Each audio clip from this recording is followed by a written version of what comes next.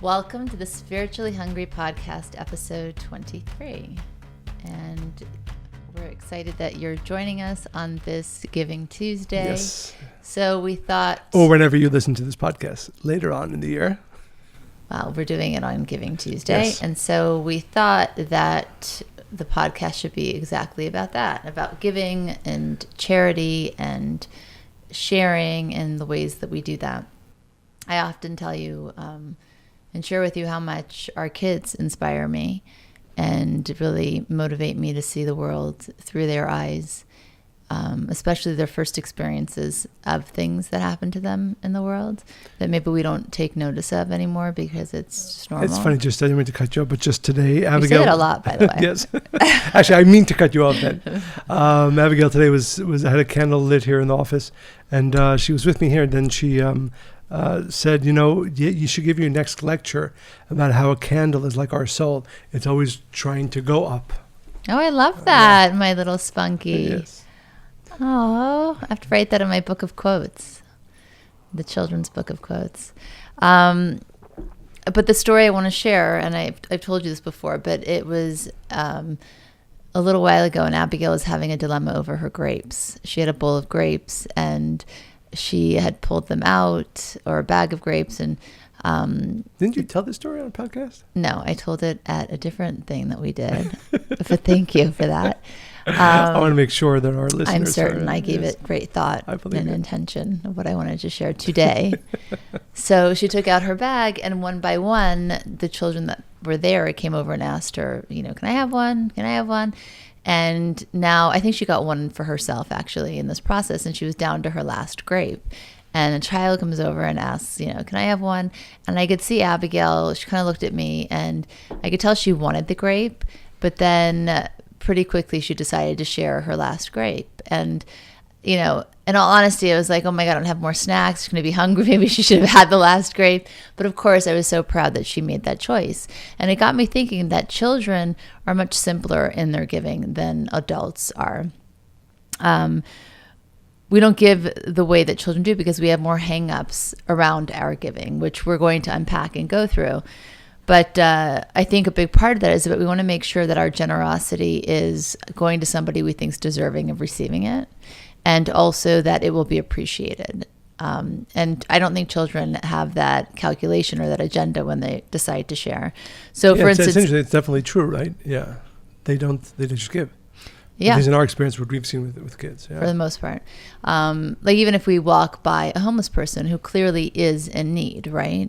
We calculate, how are they going to spend the money we're going to give them? What are they going to do with it? Or we judge them for being in the situation they're in. Or if we decide to give, we might give $1 when we have $5 in our pocket, right? And that's one example. But the reality is, even with those people who we like or even love.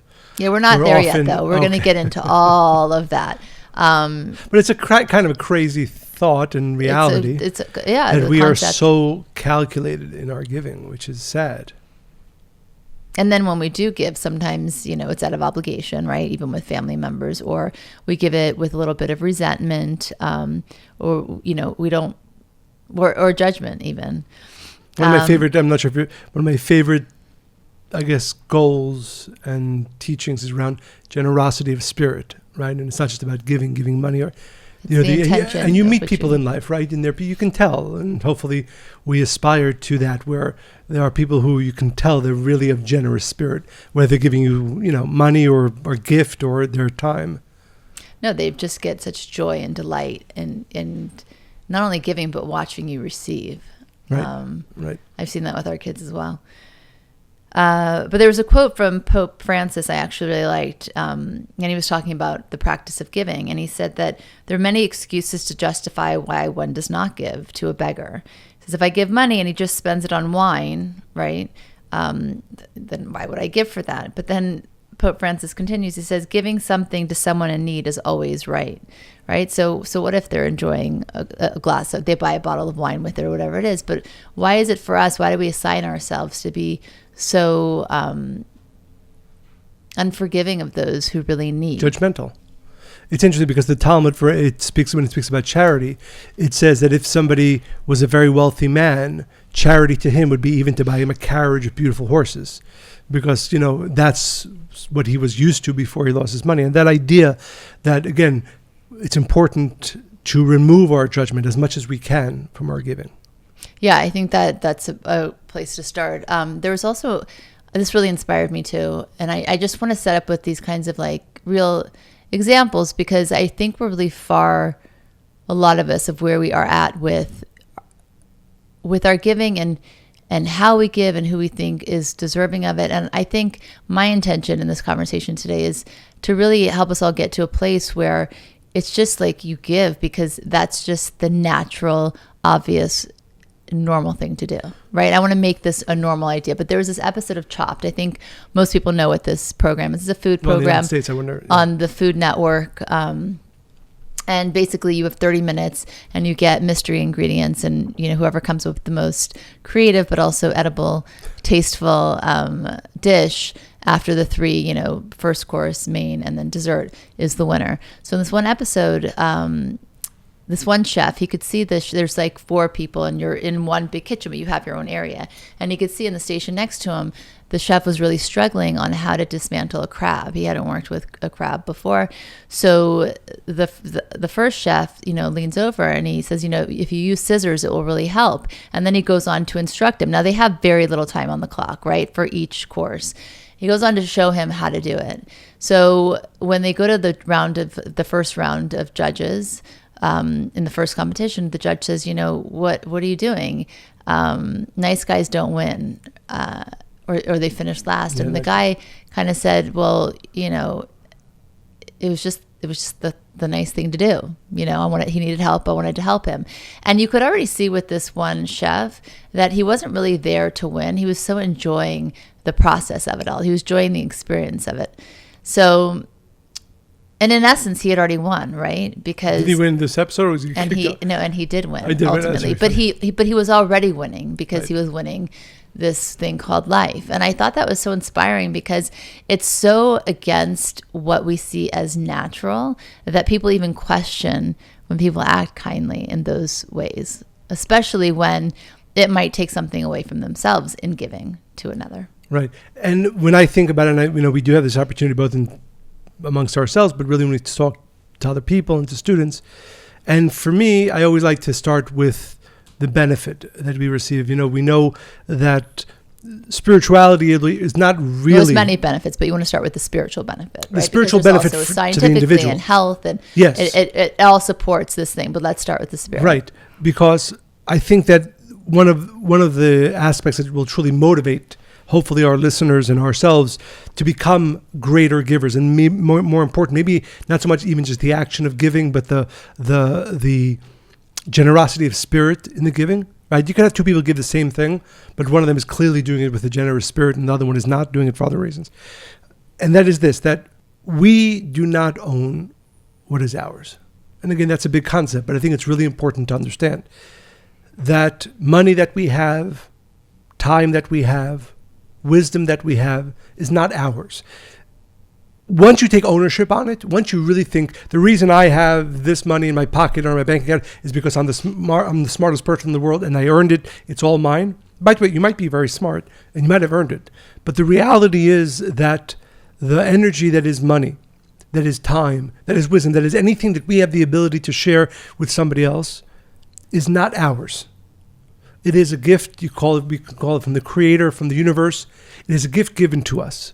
And the question then becomes, if I understand that. Well, a lot of people don't see it that way. They think it's their blood, sweat, and tears that got them to where they are, or their intelligence. But the reality is... Or the sacrifices they made through their life. Two people and I agree with you, obviously, but I really want to unpack it a bit more, because I think that even often when people pursue things in life, right, a career or whatever it is that they've now accumulated, they really think it was on their own earning alone, on their own will, their own desire, their own hard work. And I don't know how often people really see it as a partnership with something greater than that. Right. But I would say, I would posit that you'd have to be even slightly intelligent to realize that there are people as smart, if not smarter than you, that yes, it might be that you are smart and that you worked really hard and you really put in the hours, but at the end of the day, there were many other factors that came into the fact that you now have that dollar in your bank account.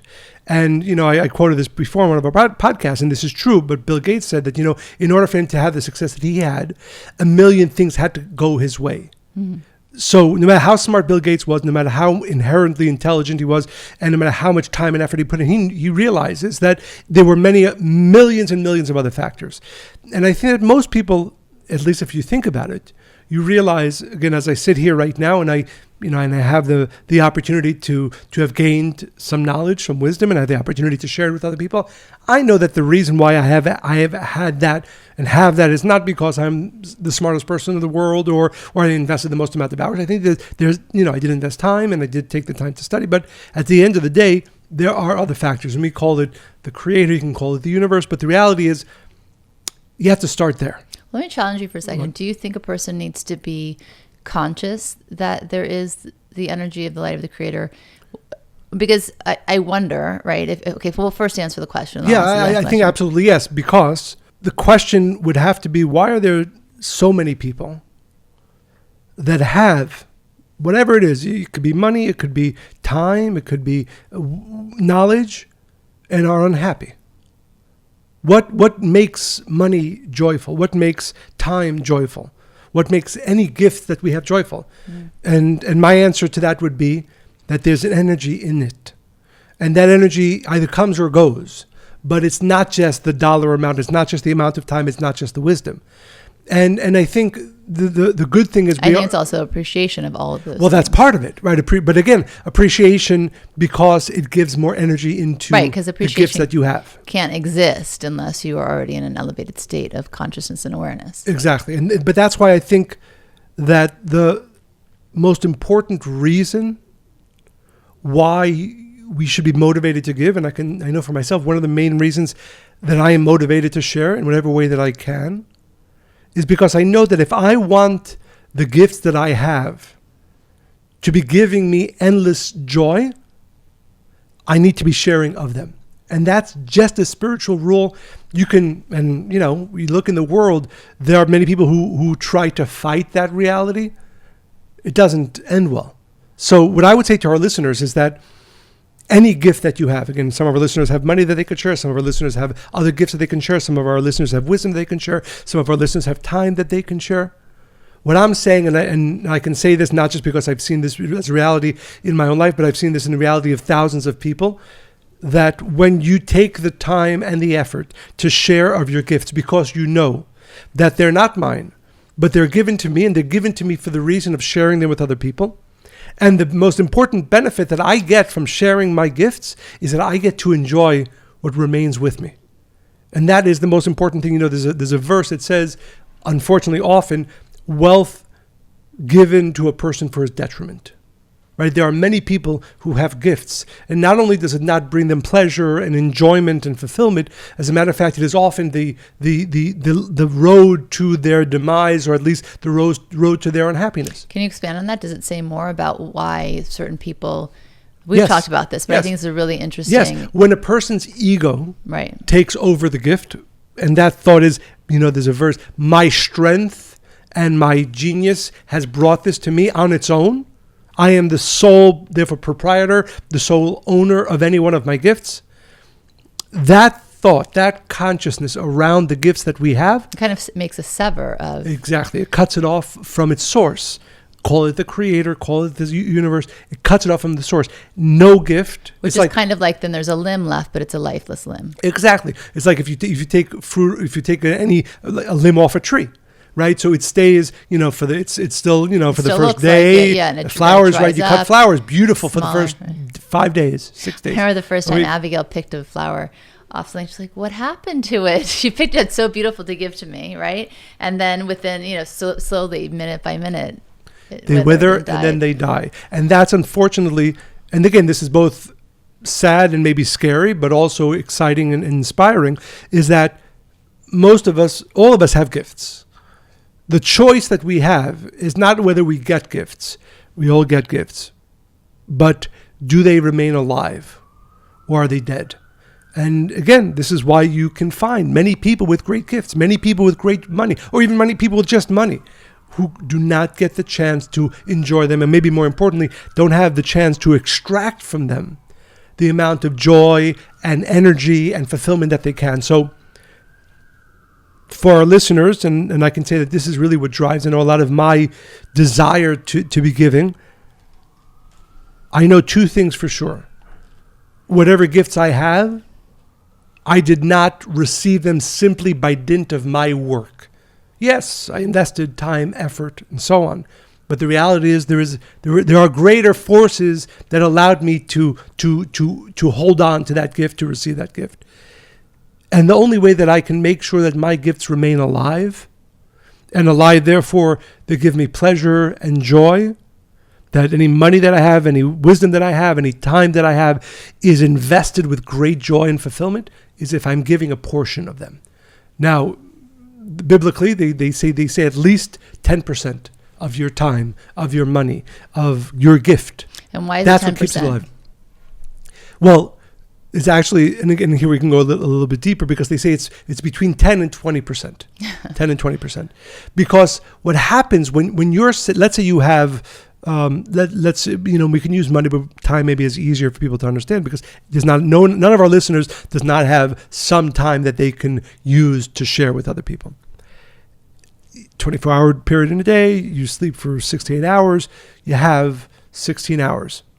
You have to work 8 or 9 hours, you still have another amount of hours you can give. If you don't share any of those hours, what you're saying actively, this is mine. It's all mine. And therefore I can decide to give you an hour of my time or not. It's all mine. That consciousness, it's all mine, makes my hours dead. So if I don't give you that hour is not going to be alive. Not only is that 1 hour not going to be alive for me, the other 24 hours of mine are not going to have the life force that they're meant to have. So the importance, and this is why, again, I don't view sharing as a nice thing to do. It's actually and my father would often say this quote, it's one of the most selfish in a good way, things that we must do. Mm-hmm. I want to enjoy my 24 hours. I want to enjoy the money that I have in my bank. I want to enjoy the wisdom that I have. I want to enjoy whatever gift that I have. And I know that there's one way to make sure that it's alive, if I give a portion of it. You give 10% of it, you give 20% of it, your choice. But what the action, now, by the way, and it's not just with money. It's also with time. Absolutely. It's anything that you want to be alive. And it's any way that you're, again, that's why it's selfish, right? You're giving without thinking of yourself. But in the giving, you're actually giving the most to yourself. I don't know if it's, I have to, I'm being honest. Again, sometimes, you just do the actions of, hopefully you're in the routine of giving, so you just give for no reason. I can say that I actively think about this every day. No, we both are looking for active ways to give every because day. Not because I'm a good person or a spiritual person. No, but it feels amazing. I don't know of anything that feels better than that. There's actually something called the warm glow effect, and it's that amazing, pleasurable feeling you get when you give. I mean, it's scientifically proven, and the more that you give it, the more you actually look for that feeling, right? There is nothing more rewarding and satisfying as putting others before yourself. Right. But I would say the reason for that, the spiritual reason behind that, is because by giving, you're actually giving life to the rest of that you're holding on to. Mm-hmm. So then it makes everything that you have that alive. Kind of energy that keeps feeding you and keeps giving you and keeps nurturing you. And that's why there's a verse in the Bible. It says, and this is understood in many different ways, but the verse literally translated says, charity, right, giving, will save from death. Tzedakah tatzil mimavet is the original Hebrew. Now we understand it in a deeper way. It saves all of your gifts from dying.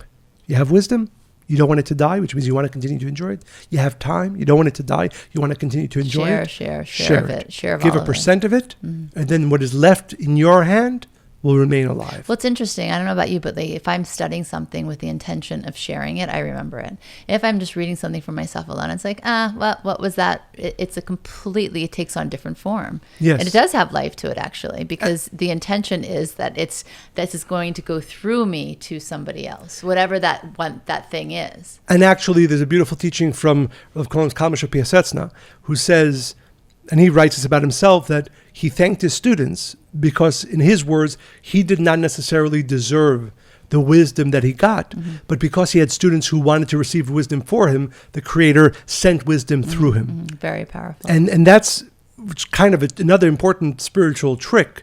You want to have more money? And that's why, by the way, it says in the Talmud, exactly, it says, give a tenth so that you will become wealthy. That's literally the quote. Aser b'shviz shatit asher. Give a tenth of your money so that you become wealthy.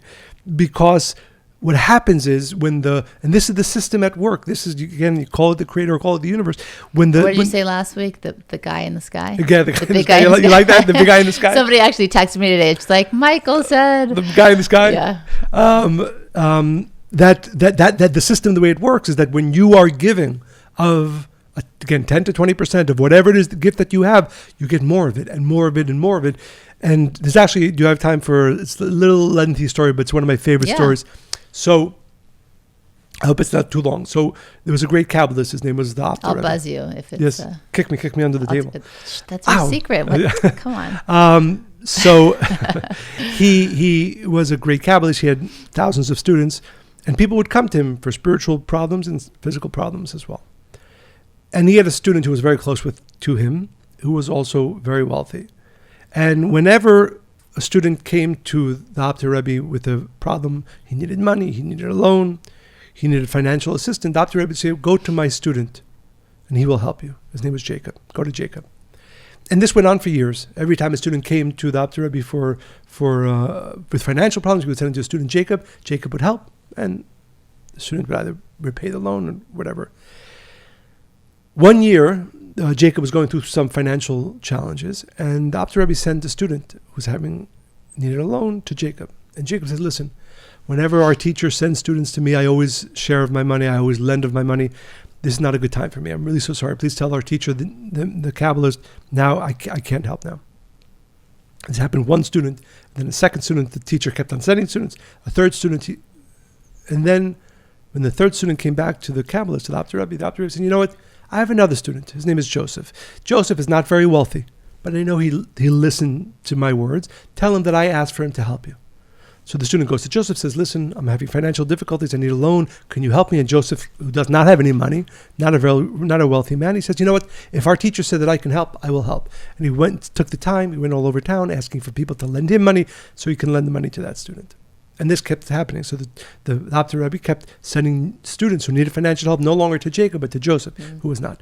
And over the next few months, suddenly Joseph's fortunes started having a lot of money. He started, business started going much better for him. He started making more money and more money and more money. And Jacob, the previously wealthy student, started losing his money. So after a few months of this, Jacob realizes what happened, right? He really messed up. He should have, even though he had his financial difficulties, he should have listened to his teacher and helped the other students who came to him. So he comes to his teacher, he says, listen, I realize what happened. Please forgive me. I realize that because I stopped sharing my money with the rest of your students, therefore I've lost my money.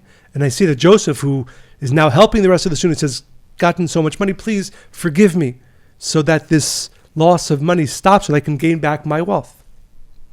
And then the Apter Rebbe says, you completely misunderstood what has been happening. He says, let me tell you the truth. Before I came down into this world, it was seen that I was going to be a leader, that I was going to have many students, people would come to me with problems. So they said, you know what, you need to be wealthy so that you have money to share, so that when people come to you with problems, you can help them on a physical level as well as the spiritual. But my soul said, you know, I really don't want to be involved worrying about so much money, taking care of so much money. I propose, my soul said, that whatever wealth that is mine, you give to one of my close students. They'll listen to me. They'll do with my money whatever I want done, and that way that way I can help the students who need the money, and I don't have to worry about it. So Jacob, he says to him, you were never holding on to your money. You were holding on to my money. And as long as you were doing with my money what I wanted to be done, you got to hold on to it.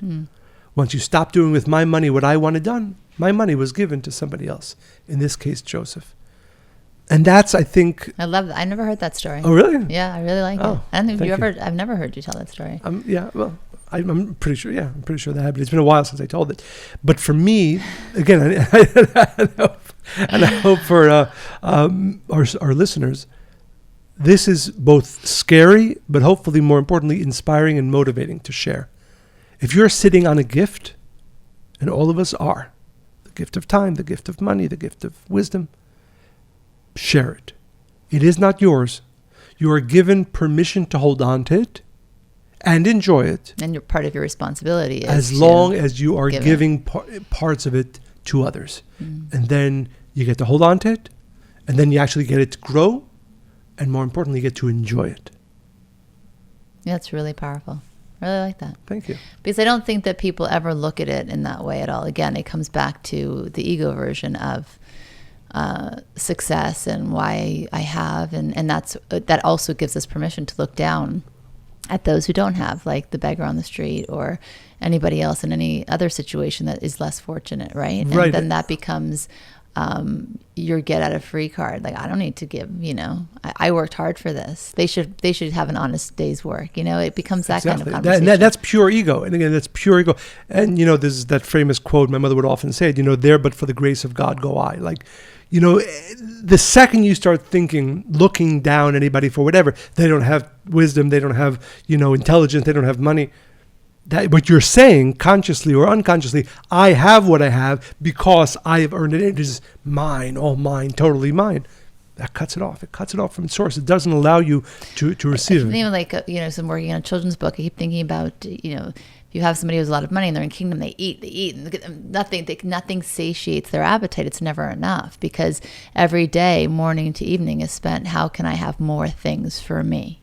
And from that place, you feel full, but in the really unfulfilling ways. Absolutely. And I also want to talk about transformative sharing a little bit because, I think a lot of people, even when we do give, right? Let's say people have a lot of money and they give in ways that are comfortable to them. That's, of course, very nice and that's great, but it's not going to create the spiritual transformation that can occur in giving. So, for instance, if somebody is a billionaire and they give a lot of money to charity and different organizations, of course that's generous, right? But if they also spend most days yelling at their employees and berating them, the transformative way to share would then to be kind to them and find ways to give to those people instead of giving the millions, or in addition to, right? There needs to be some aspect where we go against our nature and what's difficult for us or what doesn't come naturally. And again, you're using the example of the billionaire, but it's really any person, any one of us who gives. I think it's really important that we... Well, my point in that story is that I think we separate the two, right? Charity is, I'm going to give this in this way that's easier, but it's very generous. So also that feeds the ego. I feel good about myself. And then we don't actually look at the ways that we're not acting kindly to people, because that's also sharing of our energy and our time and our essence, right? Which is probably more important. And I don't think that people necessarily look at giving. We assign giving and sharing to in certain ways, right? This is the charity I'll give it to when I need to have a tax write-off in the year, or whatever that is, right? And I do think actually it's even dangerous and sometimes this happens, and and again, you have to be very wealthy for this to happen. I think this happens to all of us to some degree.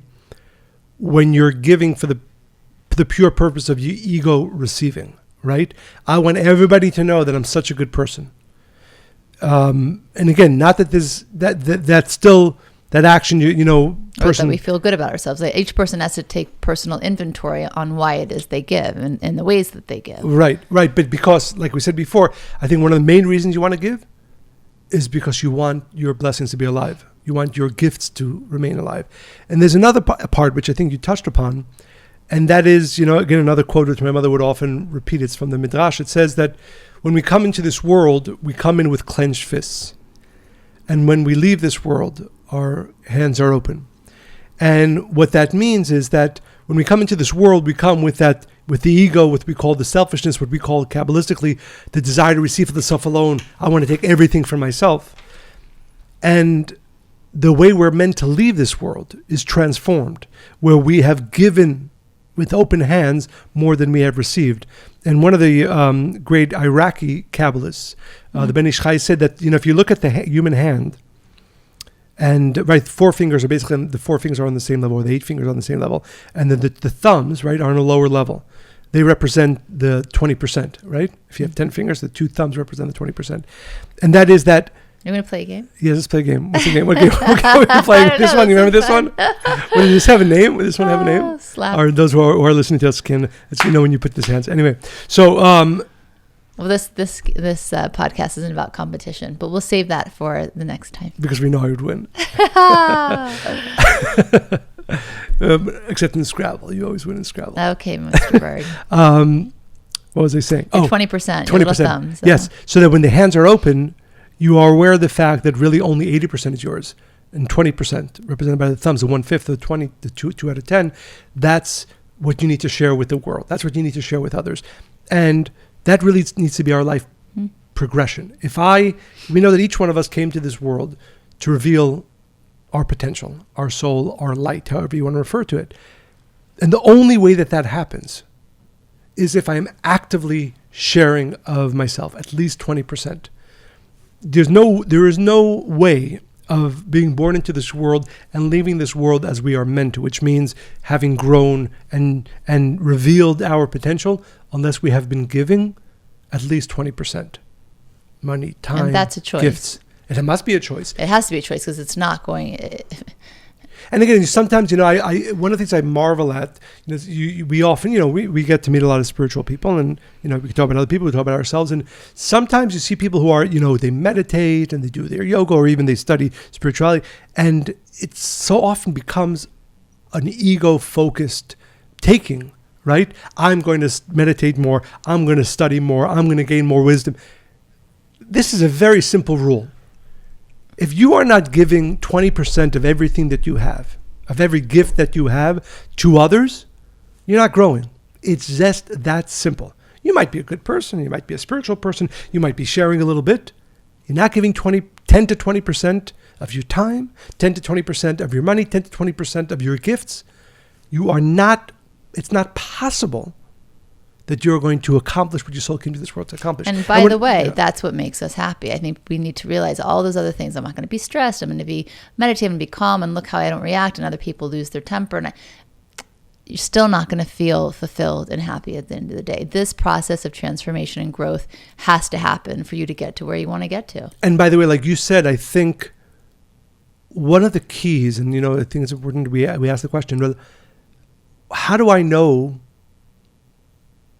which of the sharing is most powerful for me? Because, by the way, what's most powerful for you to share might not be, like, there might be one person, for him, sharing money is much more powerful. For somebody else, sharing their time. For one person, it might be sharing their gifts. And by powerful, we mean it's the thing that's harder for them to do, more difficult. And therefore will have the greatest effect, right? Because for them. What I would like our listeners to really understand is that, again, there's great reasons to be a spiritual person, a good person, share, but that's not really what motivates me. What motivates me is I know that like I said before, I want my gifts to be giving me so much. I want to enjoy every dollar that I have. I want to enjoy every minute that I have in life. I want to enjoy every inspiration that I have, every piece of wisdom that I have. I mean, we talk about this a lot. Like, I'll say, I'm going to do this thing. It's really uncomfortable, and that's why I'm going to do it. Right? We have those conversations a lot. And that's what we want our listeners to know. When we talk about sharing, and now hopefully we've motivated our listeners to give, because we all want to grow. We all want to enjoy our lives. We all want to enjoy our gifts. What is the most difficult thing for you to share? Is it your time? Is it your money? Is it your wisdom? Is it one of your other gifts? That's where you should be concentrating your giving, because that will have the most powerful effect on you. By the way, I think that a lot of people, I like to play devil's advocate, and really, I think I go in between lots of different worlds, spiritual world, physical world, just different people, which I love, because I love to learn from everybody's story. And I think that a lot of people struggle with giving because they don't know how to balance giving and receiving. So very often they give because they're people pleasing, right? Or it's the nice thing to do, or how it will look if it gets very complicated, right? So when they give, I'm against all those. Right. Yeah. But I think it's important to bring it up. And I think that sometimes people who are in that headspace, when they give, it's giving for the wrong reasons and to the wrong people. And then they might even resent in their giving because they didn't really want to and they felt forced. And I actually learned this lesson from my youngest teacher, Abigail, our daughter, our youngest, because she seemed to have this whole giving and receiving thing very balanced. It was this, it was a few years ago, and it was her birthday, and my best friend was in town, and I said to her, we're going to take you out to a restaurant, wherever you want to go. She said she wanted to go to the Sugar Factory. Now, for those of you who don't know what the Sugar Factory is, it's exactly how it sounds. It's an extravagant place. It's all things sugar. And when the restaurant first opened, it was the most popular post on Instagram. I mean, people go there from all places of the world. They come here for this. So I don't eat sugar. Right. And when we got close to the night, I'm thinking like, oh my God, I can't even what are we going to do there? So I tried to convince her to go to a different restaurant. One that usually very convincing, that I liked, but also my angle there was it was across the street from the American Doll store. Win-win, right? We'd get to eat at a place that we'd probably both enjoy, me maybe more. And we should go to a favorite store. She looked at me and she very calmly said, well, we can do both. And I'm thinking, no, we're not going to do both because we don't have time for that. I'm not going to go to two restaurants anyway. So what struck me in that moment is that she wanted to give to me, right? And she also wanted to be able to give to herself. And I thought that was such an amazing balance of giving and receiving. She didn't sacrifice her joy or her desires or her happiness for sharing with me or giving to me. And I think that that's why often people don't necessarily give, because they don't feel good in their giving, because their giving is complicated and it has all of these other things that are that it's about. It's not about giving to really share, right? And especially if we don't give to ourselves, then it gets very complicated. No, for sure. And it's interesting, one of the very few things that it says that you can actually test the system. And there's actually a verse where the Creator says, test me in this regard.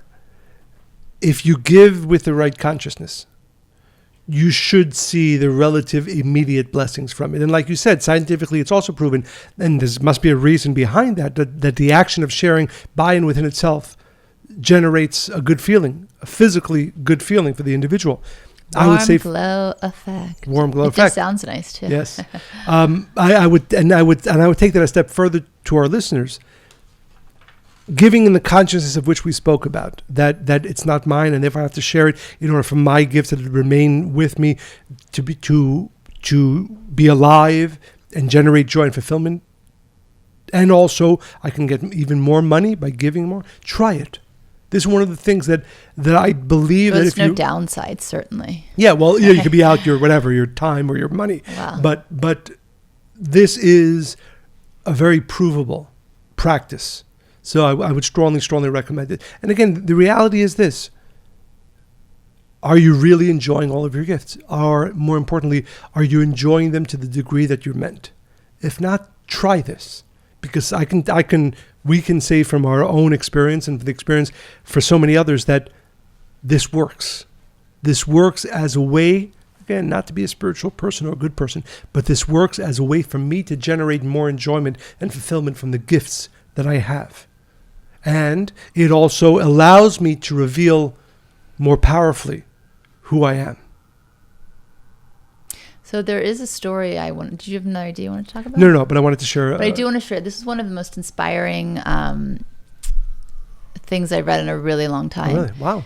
It's did you share this with me before? No, I don't think I didn't. I'm excited then. She's a runner. I love another. Will I enjoy it then, not being a runner? Yes, sweetie, because this is about kindness. Okay, and I'll enjoy that. Okay, so her I name's aspire to that. Jacqueline Naitepi Kiplimo. And she's an elite marathon runner, and she was running a race in China. And she's won many races, first prize winner. This prize was $10,000 if she won. And she's running, and she's way ahead of the pack. And she runs past a male runner at the 10-kilometer mark. And he's... How long was this run? It was a marathon. Okay. And anyway, she runs past a runner who has a disability. He didn't have arms past his elbows. and he was severely dehydrated because he couldn't hydrate. So while everybody, if you're running a race, you get people are giving you cups, or you can get your drink from your pack, and you have access to that.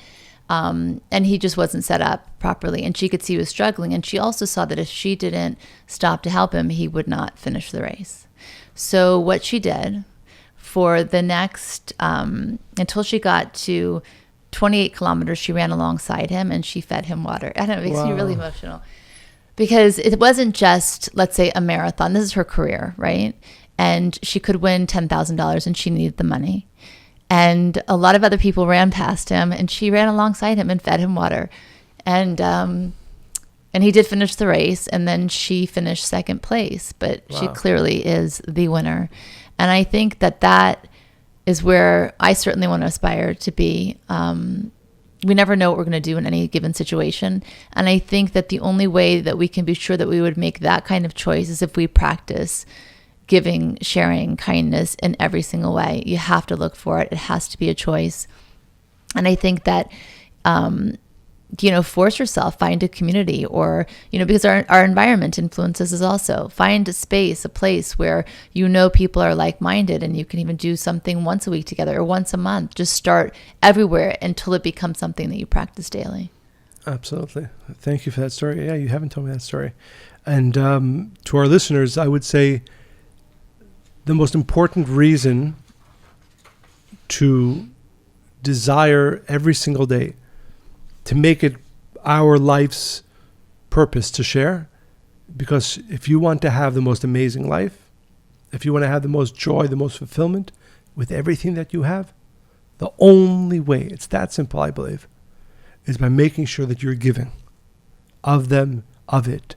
And then you can have truly, again, I think that motivation, because again, I think that the spiritual motivation to be a good person and so on, that's nice, and that'll get you to give once a year, maybe tax season, whatever.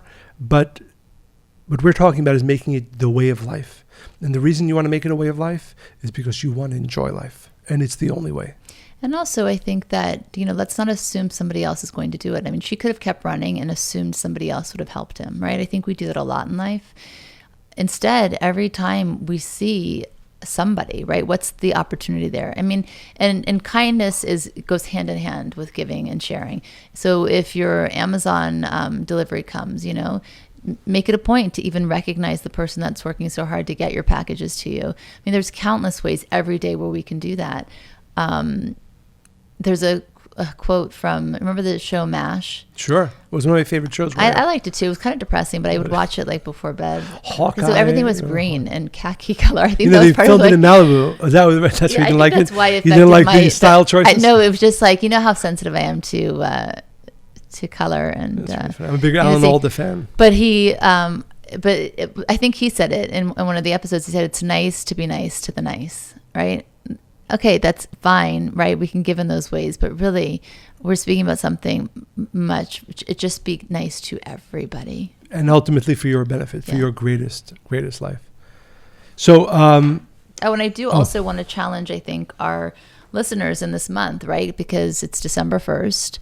And or whenever you're listening to this podcast. But for 1 month, whatever month that is, right? Make a commitment to yourself to practice radical kindness, meaning give, share ridiculously to everyone and anyone. And 1 month challenge. And test it and see if you're not happier and see if you're not enjoying the rest of your gifts even more. 1 month. Yeah. And I promise you, there's no way that's not going to happen. There's no way. So I'd like to share a story sent in by Romina, one of our listeners.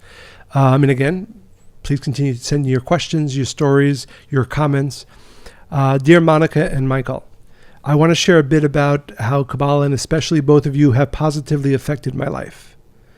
I've been a student for 6 years in Caracas, Venezuela. And Kabbalah has opened new eyes to see life, especially giving to others. So it's not coincidental. Mm-hmm. I was actually going to read this last episode, but thankfully we didn't have time, and I'm reading it now. This year, 2020, with all the social distancing, lockdown, and our Venezuelan domestic issues, I decided it was a good opportunity to see me. Something very scary popped up. I do not know who I am. I focus so much on giving to others, people, family, friends, clients, projects. I totally forgot about myself, interestingly, right? Because giving to ourselves is also a very important part of giving. Right. That was the Abigail story. Right. She wanted to give to me, but she also wanted to give to her. Right. During the past year, I worked on improving relations with people around me. But, as Monica says, it starts with me. Although I progressed with improving relations with other people, the key issue was missing. The idea to work on my relationship with other people came about when I understood that the secret to a fulfilled life is to share and to give to others. Something is as if she has already heard this podcast. Something I completely avoided doing due to a very bad childhood experiences. I've been a loner most of my life, and at school I was the one kids laughed at and rejected. Because of the horrible pain that I felt, I decided to withdraw from my classmates and discovered comfort in books. I would spend my lunch and recess time inside the school library. Of course, I felt a lot of resentment towards my classmates. However, I needed to be noticed somehow, so I became very competitive and worked really hard to excel at whatever came my way. This behavior continued for many years, until having the merit, in Michael's words, to be a student of Kabbalah. I understood the need to relate to people, not out of interest, but love. It has been a great journey so far. With Monica's 3-day seminar for her latest book, I realized that yes, I had made progress, but I needed to take a step further. How do I relate with myself? And I discovered that I barely know myself, a great challenge and one that has been rewarding, but also painful. I very much appreciate both your influence in my life, although we are miles and miles apart. Michael's teachings have given me the foundation to keep pursuing my spiritual work. Monica has been a beacon of light, as I can identify with her in many ways, especially choosing me first and knowing me first. Your book and workbook, Rethink Love, have been the means to explore, work, and discover me. What a nice letter you've chosen to share. And again, any of our listeners who have not yet purchased Rethink Love, run to Amazon right away and purchase one and many copies for your friends of Rethink Love. I hesitated in reaching out to you because one of the things that I did as a child was to lose my voice. In order to change this, one of the first steps I chose to work on was to express my gratitude and appreciation to and for people. So thank you, Monica and Michael, for sharing wisdom, knowledge, stories, experiences, yourselves, and your beautiful family. With love, Rumina. Thank you. Thank you, Rumina. And like we often say when we get, and we do get so many of these letters, it inspires us, motivates us. So please continue sending letters, whether it's appreciation, whether it's questions, whether it's your stories. We love to share them with our listeners. Can keep on sending your questions to Monica and Michael at Kabbalah.com. Make sure that you keep going to Apple Podcasts, wherever you get your podcasts, 5-star reviews, write reviews, share this podcast with as many people as you can. And because as I often say, we do this because of the light and the wisdom, hopefully, and maybe some joy, maybe a few laughs that it brings to our listeners. And we hope that you enjoyed this podcast as much as we enjoyed recording it. Bye.